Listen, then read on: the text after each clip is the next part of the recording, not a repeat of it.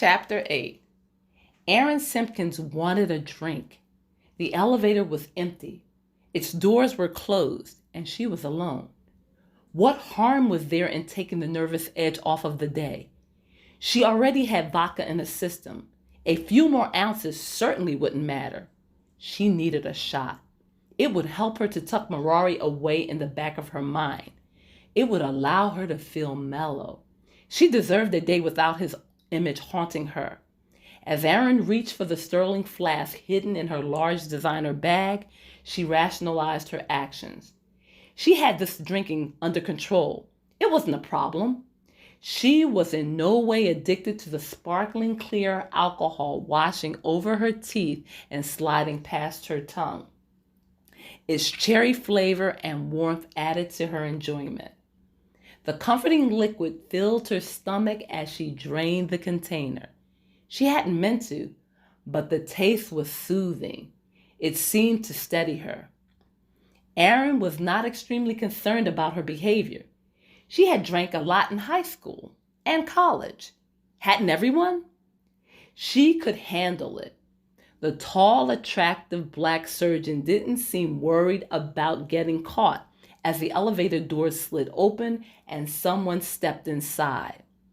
Her head was buried in her handbag as she searched for a stick of spearmint gum. No, she needed more than just one. "Good morning." Aaron heard the soft southern voice of a woman. Her accent was thick as molasses used in pecan pies. Its sound poured from her mouth like clear carob syrup. It filled the elevator with soft tones. The voice was rich in quality and spirited in personality. Aaron began to look up, but her eyes did not have to travel far to reach the beautiful face of a young woman with diamond blue eyes and blonde flowing hair that reached a tiny waist. The woman was dressed impeccably. The light gray suit was tapered. It fit her small frame perfectly. The pocketbook slung across one shoulder was miniature in size, but it complemented the strappy professional heels she wore. Aaron had never seen shoes that small, except perhaps on a child. Yet the entire appearance of this woman was flawless. She was the prettiest, sexiest midget Aaron had ever seen. The taller woman tried not to stare as she cut off the verbal exclamation which was ready to spring into the air. "Should I be nervous? Anxious?" the tiny woman said. "But I like it here. The people at this hospital remind me of home. Everyone is downright nice. This is my 5th interview. The other places were interesting, but I feel like Penn's Landing Memorial Hospital is the place for me.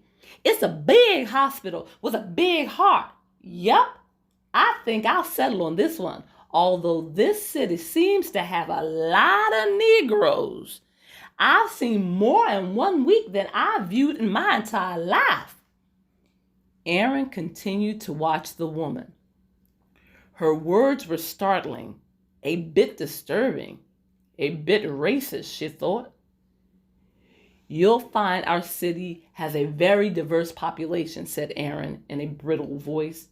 Who was she calling a Negro? That term was old, dated, and it definitely did not belong in this conversation. A few choice, colorful words sprang into Dr. Aaron Simpkins' mind, but she trapped him there. She was unwilling to start an argument, although the vodka was encouraging her to do so. The tiny woman was blabbering. She wasn't making too much sense, but she was simply gorgeous.